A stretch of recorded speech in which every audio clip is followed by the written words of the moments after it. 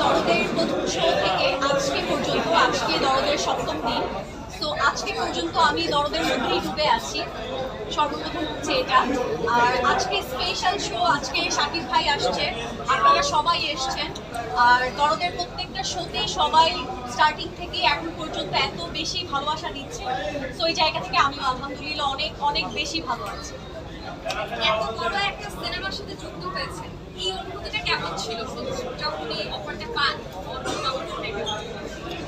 যখন আমি দরদের অফারটা পেয়েছি মামুন ভাইয়ের কাছ থেকে, তখন হচ্ছে আমি মেন্টালি প্রিপেয়ার ছিলাম না সিনেমায় কাজ করার মতো।